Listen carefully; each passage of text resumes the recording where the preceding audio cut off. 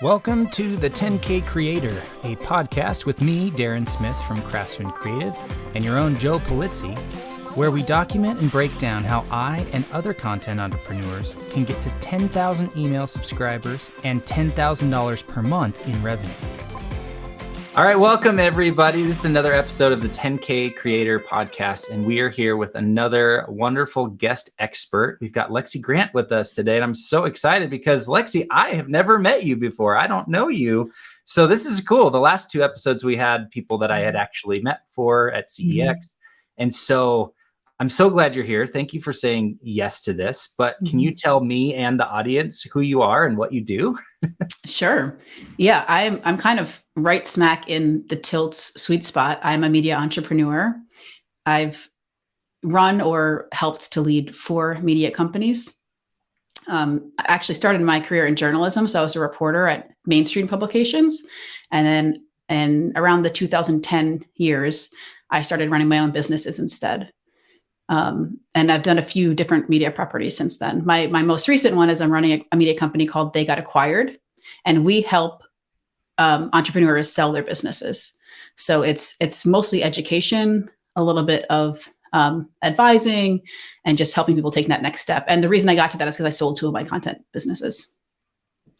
Okay, that's amazing. And I'm sitting here smiling because, I think off mic, I told Joe about my plans to I've got these online courses that are part of Craftsman Creative, and they're currently in the process of being split off into their own business so that I can sell it in 3 to 5 years. So it just feels very like, here you go, Daren. Good. We can talk about that. We can definitely talk about that. That's great. Yeah. So I'd love to answer any questions you might have about the current state of my creator content business, which is Craftsman Creative. And if you haven't, listen to every single episode, I'm not going to be upset about that. But, I do have this like full-time income from being a film producer. So I bring in a 6-figure income from that. And I have these courses, which I'm not including as part of like this specific podcast outcome that I'm after, which is 10,000 email subscribers and $10,000 a month in revenue, because I've never been able to do that as a newsletter writer or selling my own courses or coaching or consulting or all the different things that I do. So I'd love to make sure that you've got enough context about where the current state of my business is. And then we'd love to just hear your thoughts on audience growth and revenue growth. Hey there, we will get right back to the show after a few quick words about our incredible sponsors. StreamYard is the easiest way to create content right in your browser. You can multi-stream to your social media platforms, host a weekly show with special guests, create webinars, record podcasts, create videos, and more. And they make it easy to brand and customize your videos inside the studio before you even go live. StreamYard's a popular tool amongst live streamers, video creators, YouTubers, and podcasters. StreamYard makes it simple to get professional and polished content every time. Get started now for free at StreamYard.com. Whether you have an established following or you're just starting out, books are an easy way to build credibility, diversify your revenue streams, and connect with your community. And just like Daren, you can use Lulu's free platform to turn your best performing content into a beautiful book to benefit your creative endeavors. With their e-commerce plugins, growing your audience and selling your work directly has never been easier. Create an account today to publish, print, and prosper at lulu.com, Lulu.com. Watch your first YouTube video. Read your first blog post. Find your first newsletter. Listen to your first podcast episode. Now, compare it to your most recent piece of content. It's night and day, isn't it? That's how much your content has grown, how much you've grown. If you're like most creators, your email marketing platform reminds you of that first creative effort. It has not kept up. You need a fresh start. Get that fresh start with ConvertKit.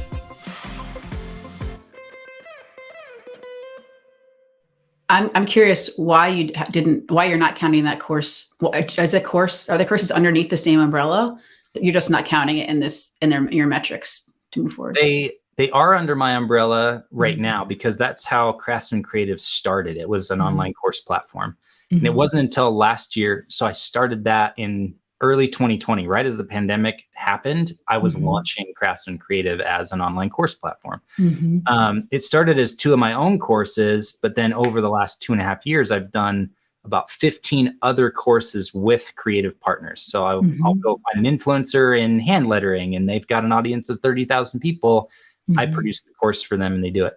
And so the reason is that for me, being a course producer is not as applicable to the audience that's listening to this podcast, right? They might be able to go and create their own courses, film it using their phone or their laptop computer and do a screen grab type thing. But these are like masterclass, level production value and all that kind of stuff. So it felt too specialized to be applicable to everybody. And so this audience is content entrepreneurs. And so blog writers, newsletter writers, and maybe there's some coaches and consultants and things in there. But I felt like I needed to have my own kind of content business that was working in the background. I certainly could have included it, but it's already like a 6-figure a year business. So for this purposes of this podcast, I wanted to show people that I have a small audience and a small revenue from my newsletter and my book and my other creative outputs. I want to grow that to 10K and bring people on the journey. So I did listen to at least one of your other episodes, but maybe this will be a good review for people listening, because what wasn't clear to me is what are the forms of revenue that you're leaning into now or that you want to lean into for this project? Yeah. So there's about 4 or 5 out of, like, I think Joe in one of the previous episodes listed like 8 forms of revenue. I don't have a huge affiliate revenue. I don't have lots of sponsors. This podcast is like the first sponsor revenue I've ever brought into my business. But really I have a newsletter, and that is going to be monetized. Like, I've opened up sponsorships for that just through the process of recording this podcast. I have a book that I wrote last year. And so part of the goal of growing the audience is to grow the revenue, because they will be introduced to my book as they get into the emails and stuff like that. And then I have coaching and consulting that I do. And then I have a community for creators. It's called the Society of Independent Creators. So it's an online community that is for individuals like us that are kind of solopreneurs, run their own content or creative businesses, but want to be doing it not alone. And so it's a way to have community and some group coaching and stuff in there. So those are, I think I said 5 different revenue streams from that. Okay, cool. The way I usually like to think about it for creators anyways, is that things are in 3 buckets. So you have the content piece, which is all the stuff that you're creating. And it's where most content creators tend to put the bulk of their energy. But in reality, you also have to have the monetization and the distribution or the marketing. So I'm always encouraging people, like, how can you take some time away from creating that great content and put it into those other buckets? Because that's what's going to be the difference between actually making money in your business and making it something sustainable that you can do over time. We all love creating great content, like I do too, but just creating something great doesn't mean you're going to make money off of it. You've really got to figure out how to get people to see it and how to monetize it. So I'm curious, like, how you're spending your time between those 3. Yeah, that's a good question, because in episode 5, I believe Joe said essentially the same thing. He's like, your job as a creator is only 20% or 25% creating the stuff. Yeah. The rest of the time needs to be around marketing and monetization. So I love those buckets. I think that's super helpful. So it's content creation, monetization, and distribution, right? Yes. Just taking a step back, my background, I'm really good at operations. Like, that's what I like. My background is like being a creator, but because I've helped or have run several media businesses by now, like, I consider myself better at organizing the pieces. So like, when I look at the buckets for a business like mine, I have those 3. I actually have it on a whiteboard right over you. What I'm doing for my business, I call it content or product, monetize, and audience, which is like the growth of the distribution. And then for me, the 4th one is people. Like, what people am I using? And within people, I think of like workflow, like, how am I creating a machine that can ideally run without me eventually. So that's the fourth piece I think you want to eventually get to, whether it's workflow and systems and people might be part of that. Eventually you want to add that fourth piece if you want to do that. Like a lot of creators prefer to run a business on their own, and they don't want to have a team. My husband's actually one of those people. He loves just doing it all and being a one-man show. I like having a team. I think it's fun and it plays into my own personal strengths more. But yeah, eventually you can think about whether you want to add that fourth. But I'm curious, like for you, how you're spending your time right now. Yeah, right now I'm doing a much better job being balanced. Mm-hmm. I'm definitely, I share the same brain as you of like, when I do consulting, I call myself like a creative COO, mm-hmm. because I go into companies and I can look at their systems and find the constraints and give them new processes and stuff. That's kind of the whole pitch. Mm-hmm. And so I've definitely, I can get lost in the weeds on data analytics and optimizing things that nobody is looking at. So my weak spot is the marketing and distribution, and has been consistently for my entire time. I've been a writer online or creator online. And so right now, I could probably pull up like a toggle track type thing of like, I monitored and audited my time a few months ago.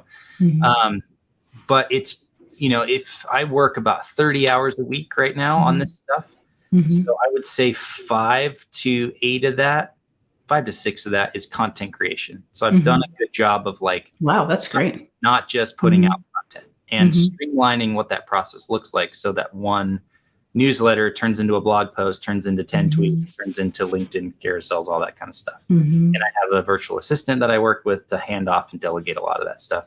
And so the rest of the time is, so between monetization, I kind of put, I think I put creating the product sometimes into monetization. That makes sense. So it's like the product exists, but I need to tweak the landing page, or I need to create sequences. And so maybe you consider that content creation rather than monetization. But for me, I put it mentally in that bucket of like, I'm optimizing the system to generate more revenue as opposed to creating any revenue stream. But that's probably 15 or so of those hours where I'm like optimizing and tweaking and looking at data and what else can I create or build. So it's a mix between creation and monetization. Distribution and marketing is where I really struggle, where I should be probably putting in more than half of my time each week into that. Because that's the biggest constraint right now to my business, is I just don't have enough people coming every week to the site, right? I got about 250 or so people that visit the blog every week. And to me, that's the entry point of the newsletter, of all my products. Just not enough people. Yeah. I mean, that's like the most common problem of the content creator, right? I even struggle with that, and I enjoy the marketing piece. But I find sometimes I leave it till last because it feels like it's like the cherry on top, when actually it's integral to making the business work. Do you want to talk through some of the things you're trying there and like what's working or what's challenging you? Yeah, certainly. So I've picked Twitter as my social media platform of choice. And I'm also simultaneously working on SEO. Those are like the two things I'm actively doing for marketing and distribution. So I'm probably spending, an hour or two a day on that stuff. So 5 to 8 hours a week on marketing and distribution stuff.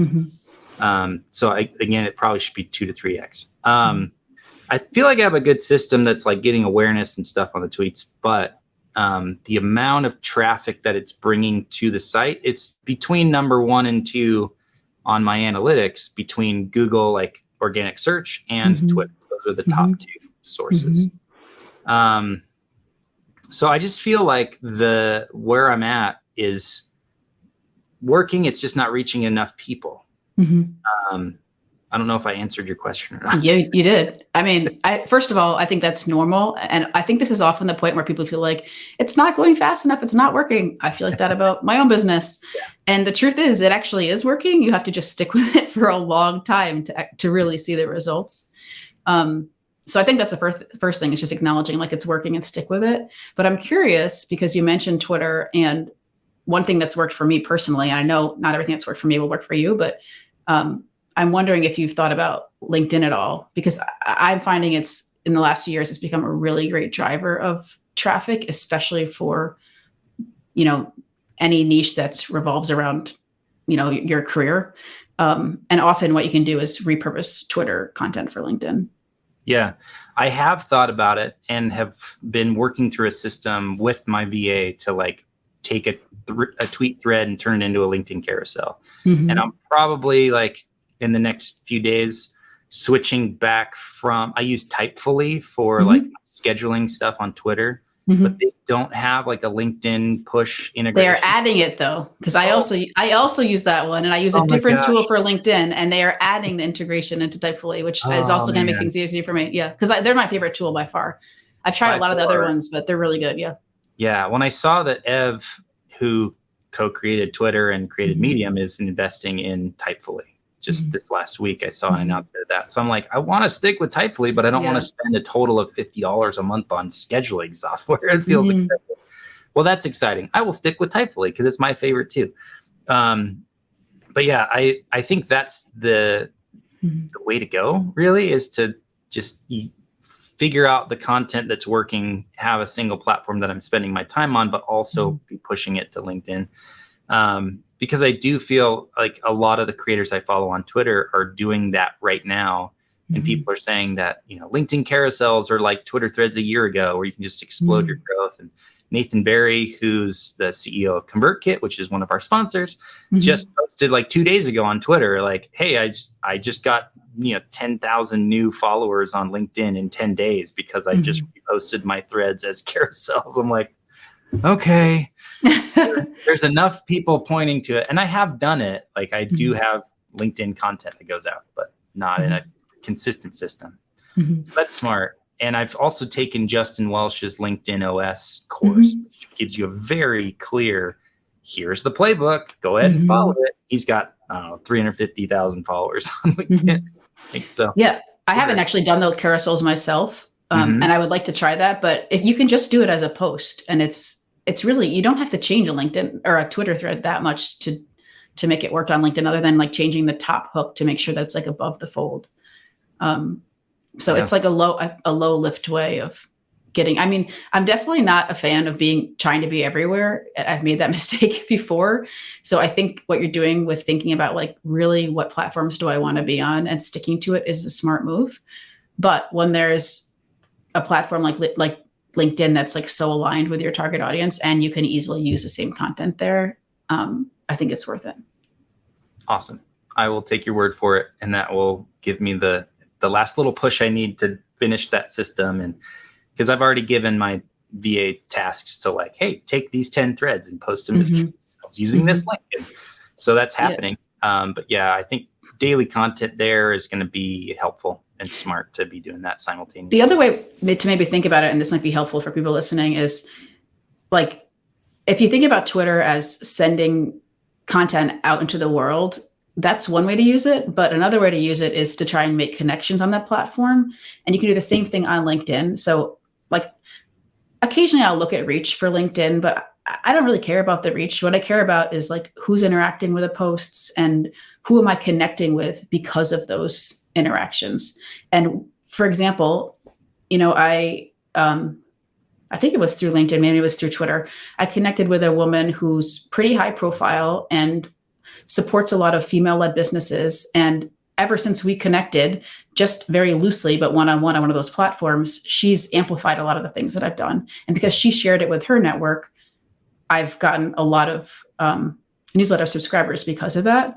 And really that wasn't because of the reach that I had. It was because of one particular well-connected person who saw the post.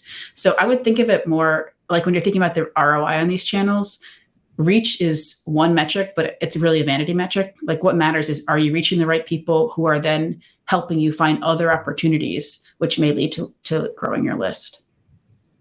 That's amazing. I've experienced the same in my being more active on a single channel over the last year and 2 months or whatever. I started about end of August last year when I was writing my book in public, and I really was showing up every day and making these connections. But the biggest growth came from the relationships, not from a viral hit or something that got retweeted by a big account. I have a couple of spikes that are like, hey, here's a 100,000 impression day, but it led to 2 new followers or no new email subscribers, right? But you write something that resonates, someone puts it in their newsletter unprovoked, and then it drives 1,500 people to your website and you end up with 100 new subscribers. That's been the most awesome thing to see. I'm curious. I'd like to ask a very tactical question because it seems like maybe you think this way. And so it's interesting, and it's okay if you don't have an answer. I can always cut it out. But are there milestones or metrics that you're looking at when you're starting a new thing or when you're coaching people on their businesses, as far as like number of traffic to a website per week, or percentage growth month over month on different marketing channels or growth channels, or anything like that, where you're like, here's where you're at in your business and this is where you need to get next? Yeah. I mean, I do that for this business. So for They Got Acquired, I started working on it about a year ago, but we just launched in February. And my goal was to get to 1,000 email subscribers by the time we launched. So we weren't launching to crickets. So all those metrics you mentioned, like back in the day, I used to track traffic really closely. I really like SEO as a form of traffic. Sounds like you do too. But what I found more and more is traffic doesn't really matter unless it translates into something that's actually going to help your business. So what I have learned to do for myself and for my team is pick a North Star metric that really matters for the business. And often the biggest North Star metric is going to be revenue, which sounds crazy because obviously if you're running a business, like, revenue is important. But as content creators, sometimes we forget that really matters, and it means that we can continue to do this work. But then secondary to that, I choose email subscribers. So that's the only metric that I care about right now. Like, I started looking at SEO traffic and traffic generally just because I was curious what it's doing since we've been live now for 6 months. But the metric that I care about and I track right now is email subscribers and our open rate. Are people still opening and clicking? I think a lot of other pieces are just really their vanity. I just want to drive everyone towards the newsletter. And that helps me make choices in the business. So like on Twitter, for example, I don't really care how many Twitter followers I have or how many our company account has. What I care is whether people come from there onto our newsletter. And like earlier this year, I started working with a writer to write Twitter threads for us. And we talked about, should we do it on the company account or on my personal account? And I really want to grow that company account. So my inclination was to start there, but I realized that because I have a bigger following and people are much more willing to interact with people on Twitter than with brands, we ended up putting the threads out through my account instead, because I asked myself, what is the real goal here? It's to get people to the newsletter. And I don't really care which channel I use to do that. Yeah, that's amazing. Do you have like goals where you're saying, I want to have 100 new subscribers a month or a week or a day? Like, are you looking at different ranges like that? Because the whole tracking and finding a North Star metric really resonates. I've done that multiple times in my business. Like, what's the one thing that's going to inform everything else? Like, episode 1 of this podcast was me kind of outlining the craftsman mindset approach to creative work, which is pick the outcome, let that inform the vehicle that you choose to get there. And often that is like, okay, maybe email is the gas in the tank or something like whatever it is. But are there numbers that you target like early on? Are you thinking one a day is good, 5 a day is good, 100 a day is good? Like, I'm wondering for myself if I'm thinking about it too small or too big as I'm going through it. It's hard. I mean, I pick goal numbers, but honestly, it's a total crapshoot because in the early days, you're just trying lots of different things to see what works. And there's no systematic way of getting email subscribers. So you can't really say with definite confidence that you're going to get to X number by a certain date. So one idea might be to say, okay, I'll set what's the system like?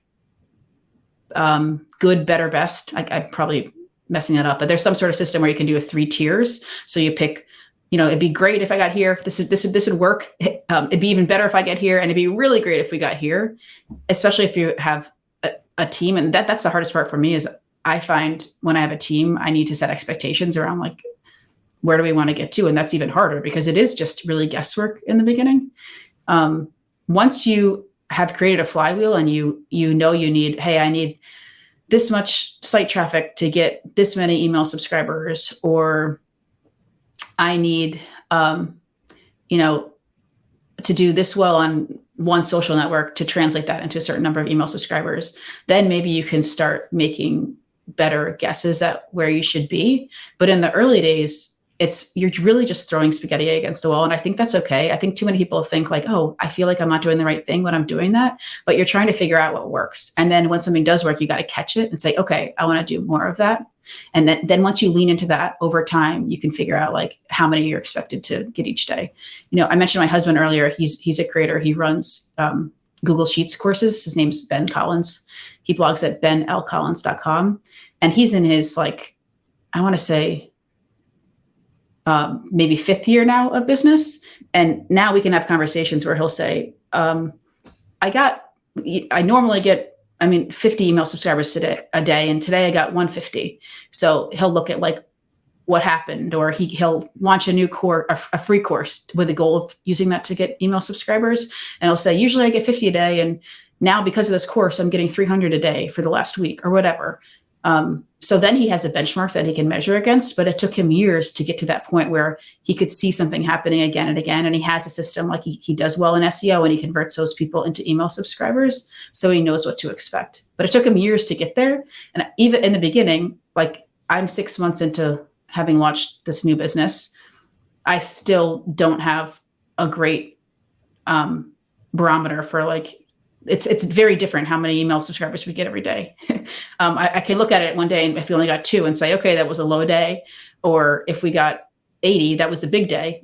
But there's not one day that's common for us yet because we're still figuring it out. Yeah, I feel like I'm right at the point of where I've thrown all this spaghetti at the wall and now I'm looking for a system in there somewhere.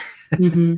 But it's interesting because the numbers are similar, right? An average day for me is like 2 to 5 new email subscribers. Mm-hmm. But then there are days where like so-and-so will put me in their newsletter and put a link to my site and it's 85 for that day. It's like, okay, do more of that. So I think for me, the important takeaway is like, I'm doing this, which is nice, but tracking a single metric at least, if not multiple metrics. But I track every week how much blog traffic was there and what were the main sources and how much traffic was there to the courses, because I'm tracking that business as well.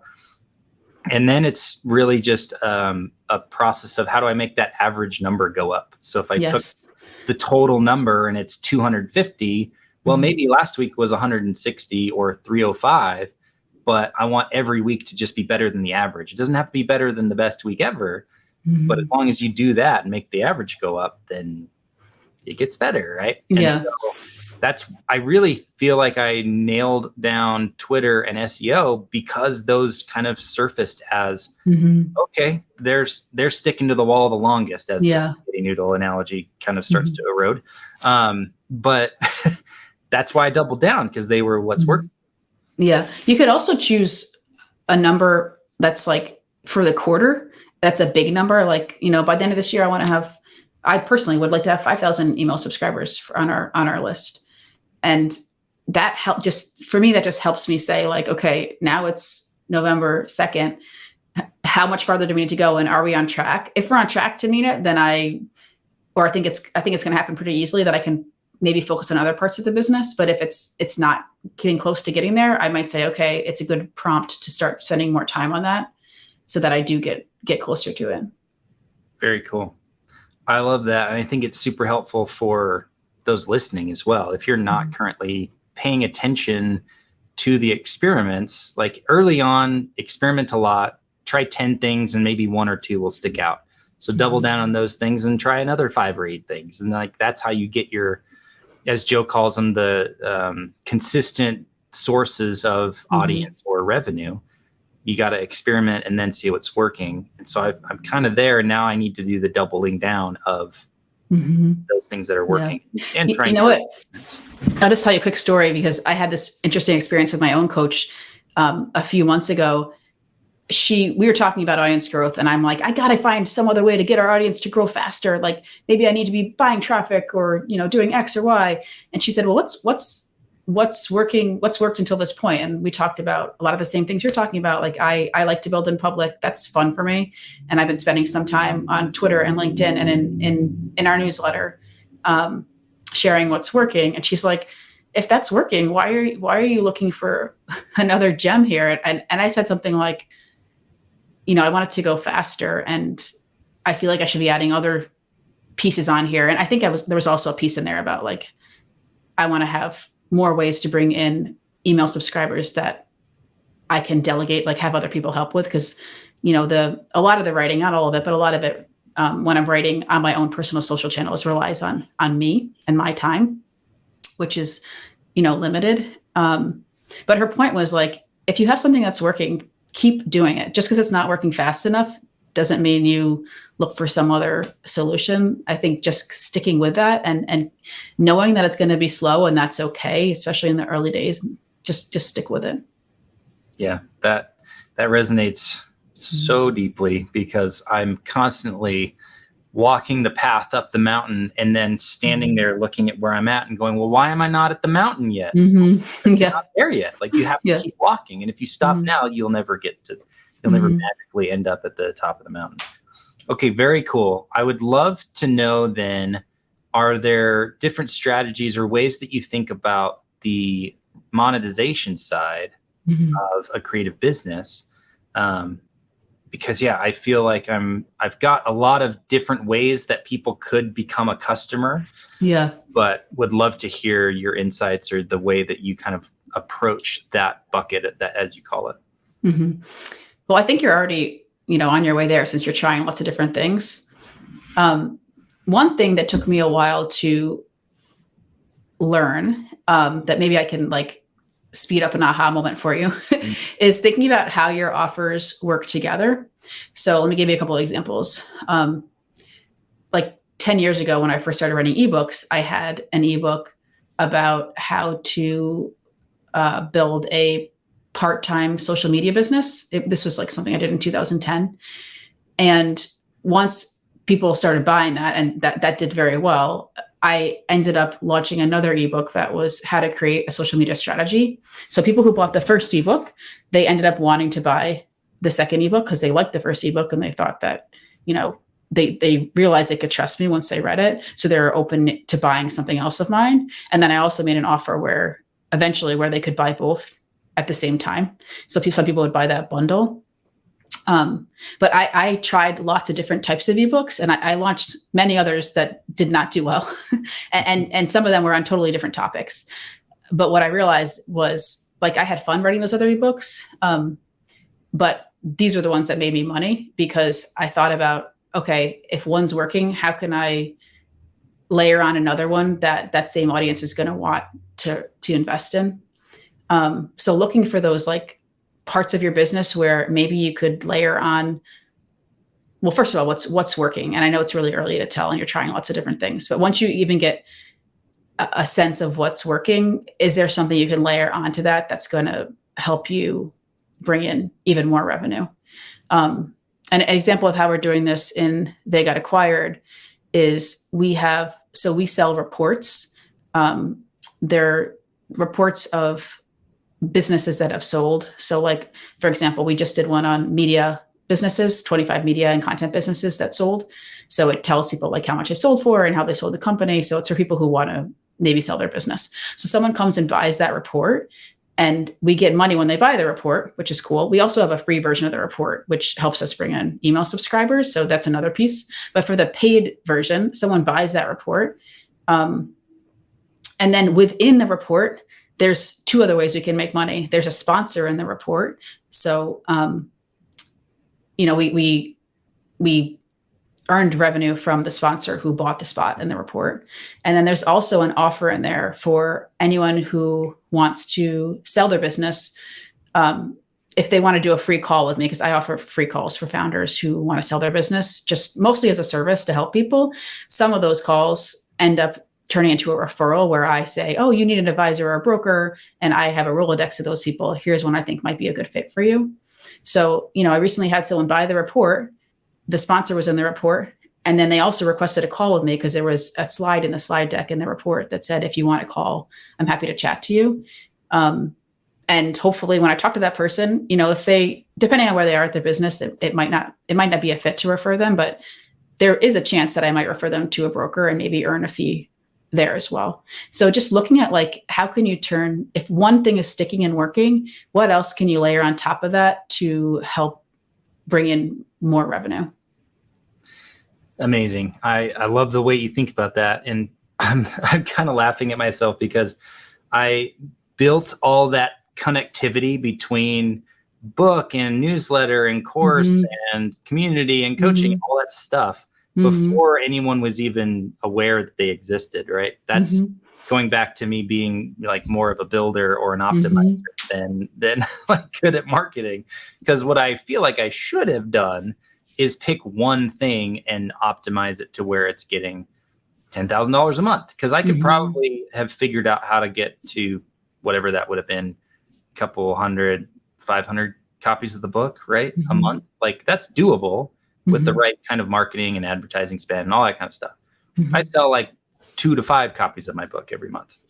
And I have a community that could easily, be a $10,000 a month thing with a couple hundred members. And I've got 40 members in there. So it's I have all these interconnected pieces that kind of upsell to the next and connect to the next. And, if you like this, you'll like this.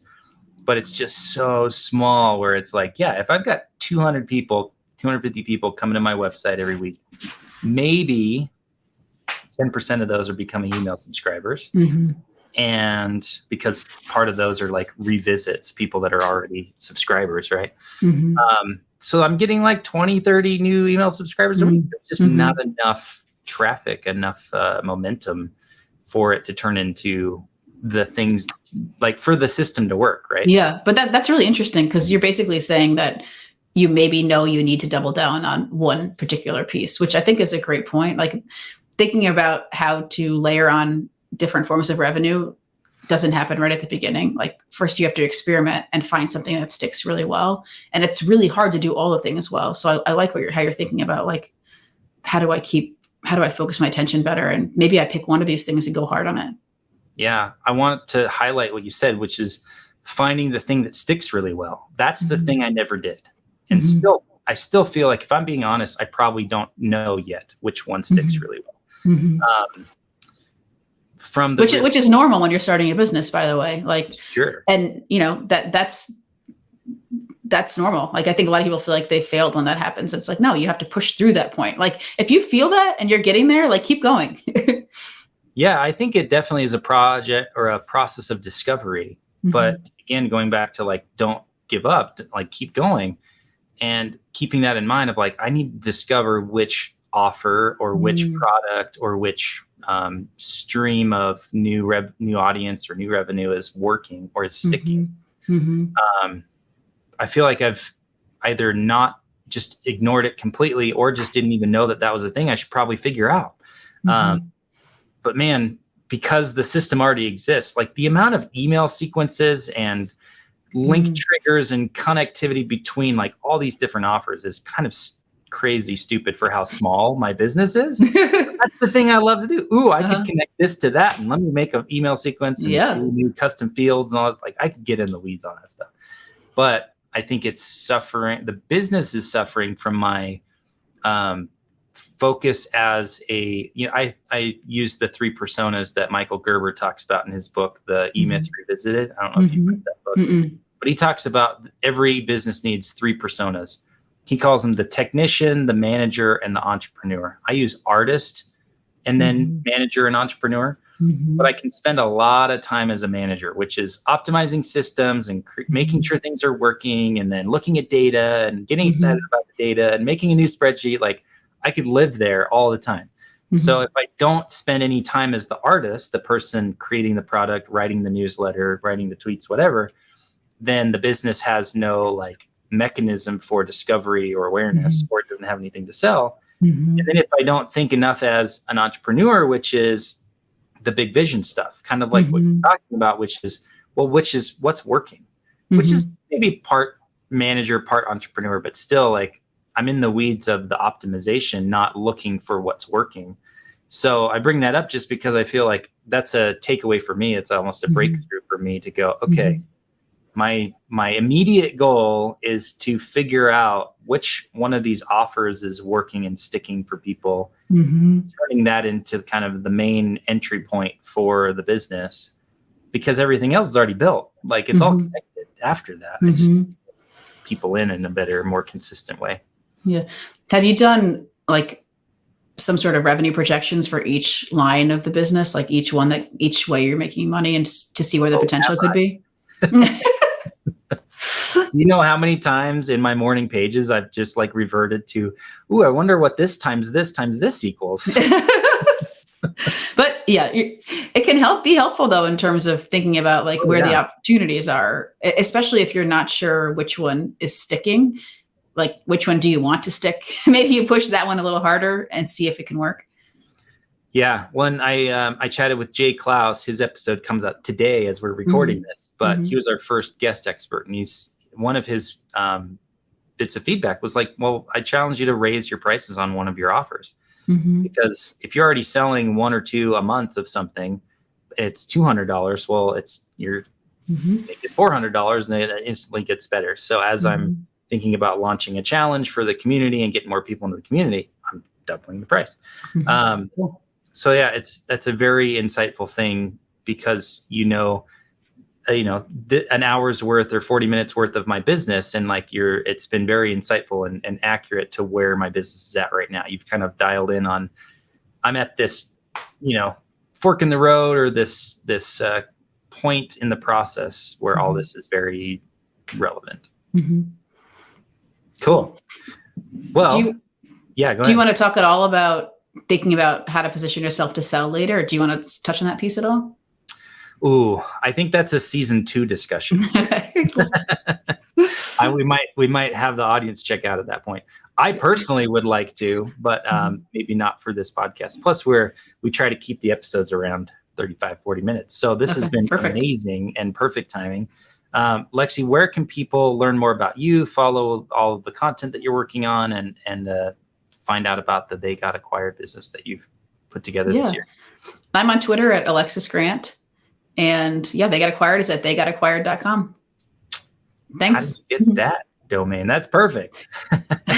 It was available, believe it or not. I think I paid $12.99 for it. I really thought through a lot of different options, some of which were very expensive, but I chose that one because it was colloquial, like it's an informal way of saying it. And also it was available and cheap. Super cool. Yeah. All right, everybody, go check out Lexi's stuff, because I'm going to deep dive on all of your content, because this has been an amazing conversation. Special thanks to our sponsors, which are StreamYard, which is what we're using to record this podcast, both audio and video. Lulu, who creates amazing books. So if you're an author or thought about writing a book, go check them out at lulu.com. And then, of course, ConvertKit. Do you use ConvertKit for your? I do. I love it. It's my favorite. Our favorite. I've been a member since 2013. So I am like an OG subscriber or user of ConvertKit.com. So go check those out. Grow your businesses using these awesome companies. And Lexi, thanks again. This has been an awesome conversation. Hope we get to do it again. Hey creators, that's it for today's episode. And another special thanks to our sponsors, Lulu, ConvertKit, and StreamYard, for making this season of the 10K Creator possible. Check out past episodes of the show over at contentinc.io. And you can find me, Daren, at craftsmancreative.co, and on Twitter at Daren T. Smith. And you can connect with Joe online on Twitter and LinkedIn at Joe Polizzi, and at thetilt.com. Now you can find links and show notes at 10kcreatorshow.com. And every week we'll have different giveaways for people who share the show with their friends and audiences. So head over to 10kcreatorshow.com to learn more. If you're listening for the first time, be sure to subscribe to the Content Inc. podcast, as this show will be on the Content Inc. feed each week. Thank you so much for listening. Please do us a favor. If you've enjoyed this episode, share it with a friend. You can put it in your newsletter. You can share it online. Tell other people about it. That's the best way to share this episode with others. Thank you, and we'll see you in the next episode.